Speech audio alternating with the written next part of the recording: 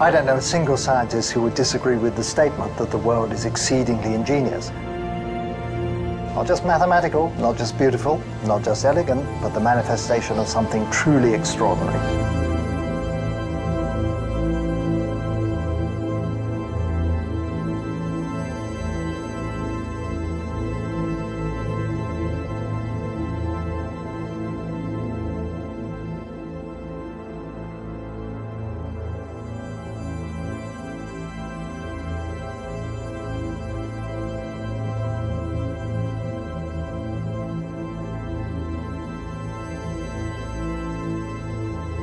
Many naturalistic scientists and atheists would like to have you believe that science has established absolutely that God does not exist, and that there is not only no evidence, but also no grounds to believe in intelligent design by a creator. But that's just not the case. The evidence is literally all around us.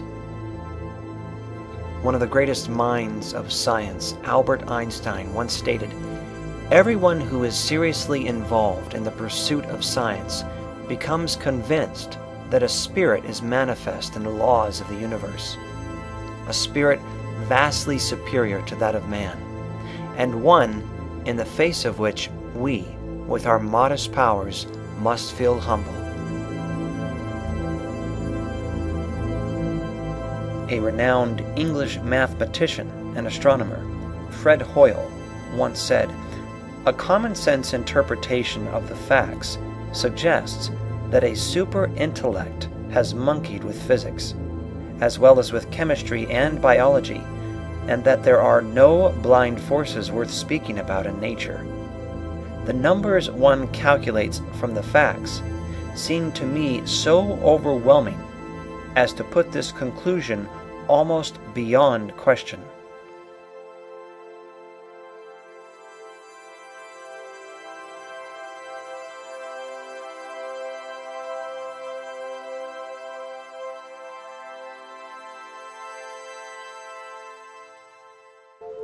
Our universe seems to be defined by a set of numbers which in some sense look special. If we had different numbers, we would end up with a sterile universe. People react to this seeming coincidence in a number of ways. You could say it's the outcome of some kind of design or providence.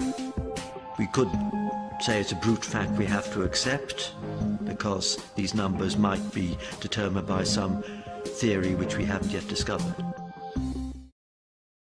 For a while it was possible to believe that the laws of nature were not so precisely set as to require the hand of a creator. But then a completely new fundamental property of the universe was discovered. An anti-gravity force present in space itself. It is called the cosmological constant, and when cosmologists calculated its effect on the evolution of the universe, they realized it had to be very finely tuned indeed. For example, if the rate of expansion of the universe right after the Big Bang had changed by 1 part in a quintillion is 1 with 18 zeros after it, the universe would continue to expand or collapse back on itself, and none of this would be possible.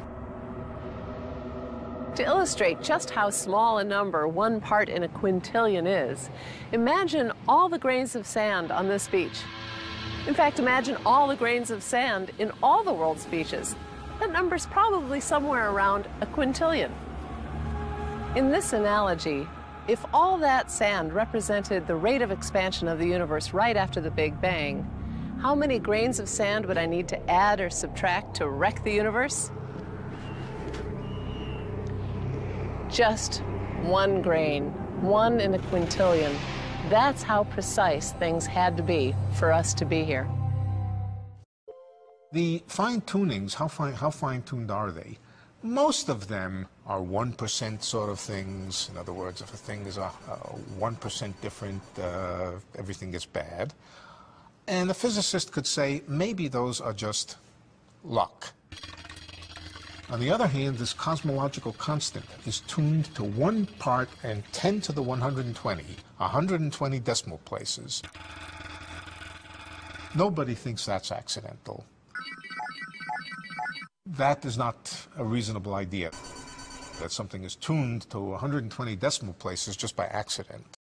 The cosmological constant needs to be set to 1 part in a trillion, trillion, trillion, trillion, trillion, trillion, trillion, trillion, trillion, trillion. Otherwise the universe would be so drastically different that it would be impossible for us to evolve.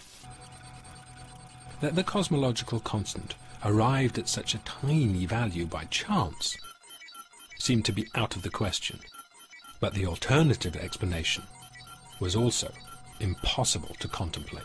Physicists did not want to accept the idea that the laws of nature might be controlled by well, the benevolence of nature. There should be no reason why the luck should just have it that we can exist. It's too much, it's a stretch. It's much too far to stretch. It seemed that hidden in the laws of nature was a value so precise that it was impossible to deny that our universe was designed. But a designed universe requires the existence of a designer, a notion that even the anthropic scientists did not want to entertain.